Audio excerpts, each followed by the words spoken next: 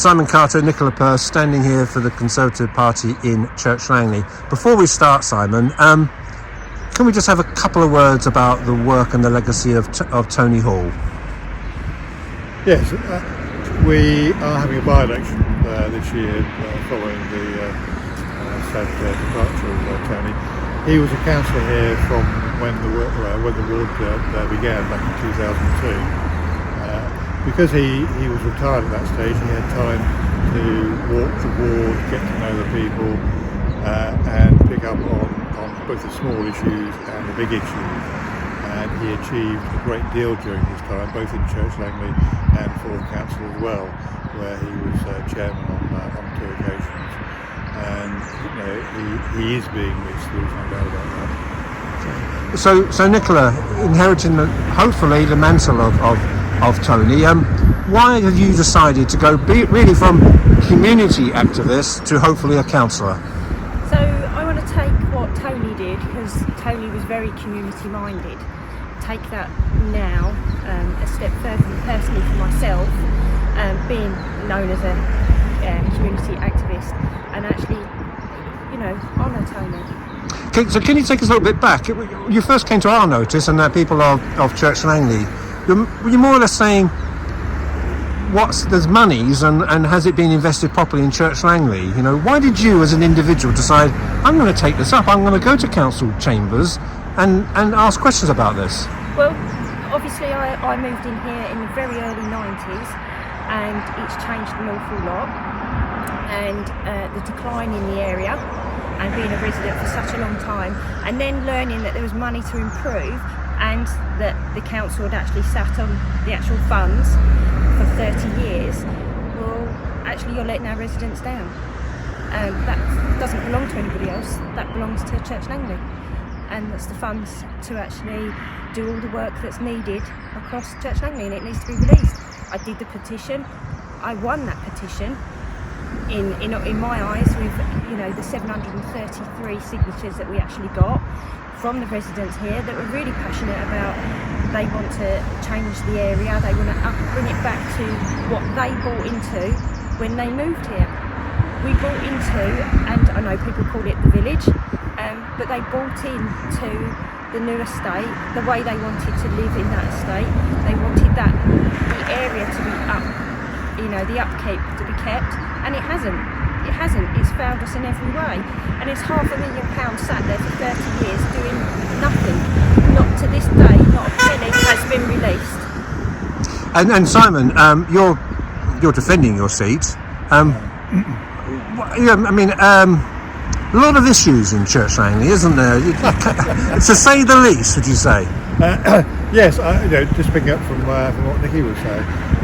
It's not as though we haven't asked the council to spend money. But both Nicky and I have spent years identifying the problems, logging the problems. We were having meetings with officers, and we got as far as a list of 35 items which had all been carefully logged, all there, ready to go, and then it stopped. We've been asking for details of the fund, how much there is. We still don't know how much there is.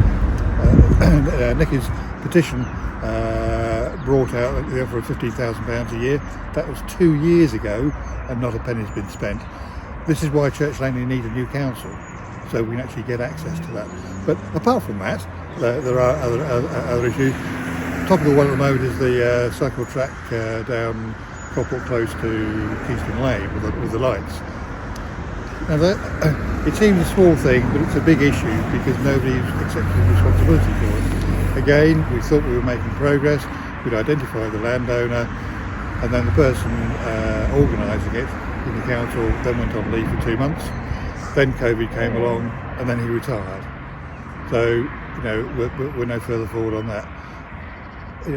We're running out of walls to bang our heads against, to be honest. But there are other issues, like where we are standing today. People are concerned about speeding traffic. People are concerned about parking in all the cul-de-sacs. There's a lot, isn't it? I mean, one of the things, I guess, Nicola, again, is we can call it antisocial behaviour or you can call it crime, but it does come up a lot in Church Langley. You know, it's not just people moaning though. There are real concerns about a lot of stuff, isn't there? Yes, there is a lot of concerns about antisocial behaviour. You know, there's concerns about drugs, but we get that across the whole of Harlow. But the community around here feel quite passionate about it, about improving the area. But also we need to see more police on our streets, and we need to make sure that we inform our police. You know, we can log these things as well, so we need to take a bit of accountability in ourselves as residents, but equally we need to have the areas improved. And the reason we need the areas improved, if we cut back the hedges and we do all the other work, and we do the street lights as well, because we can't keep saying, you know, it's not our fault, hands up, it's not our fault, in the sense, in our council, it's not us and passing the buck, but that will improve safety around here. So do the street lights, do the footpaths, cut back the hedge, so people feel safe. And Simon, you mentioned Harlow Council for a second and the administration, and you know, but there is sometimes a concern. Does it need? You mentioned officers here and an officer not communicated. Does it need maybe a fresh pair of eyes, a bit of a refresh up at the Water Gardens? Absolutely. You see, it feels like the 1970s. Oh, Jim's off for 3 weeks, and you'll have to wait, whether it's a planning application or what you've just described. Sorry to cut across you. Yeah, we can't talk about officers per se, so all we can do is talk about the council. So yes, you know, there does need to be a refresh, a reboot, a refocus on what the issues are. You know, particularly, you know, obviously from our point of view, from Church Langley, you know, getting hold of that money, it can't be spent anywhere else. Why they're hanging on to it, we don't know. We've suggested that they actually employ somebody on a temporary basis to help or get this thing going. But no, they don't want to do that. But going back to the wider issues, we, ever since we were elected, we've had monthly meetings or monthly surgeries. Obviously, over the last 12 months, we've had to revert like everybody else to Zoom. But there are very active Facebook pages. There's over 3,500 people on the Church Langley, and then there are the various state ones as well. People are backward in coming forward with their issues, and of course fairly properly. So you know, we're keeping our finger on the pulse. And as I say, you know, there are car thefts. You know, people are filmed, you know, walking around these estates until 3 o'clock in the morning, checking doors and what have you. We had a spate of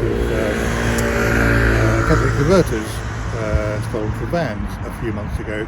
Fortunately, they're only one-offs, but with increased vigilance and reporting to the police, you know, the police representation's gone through various iterations over the last few years, but we have been having police sitting in on the neighbourhood meetings as well, so they're picking up the main issues, but also the chatter, the background, the low-level stuff, so they know what's going on as well.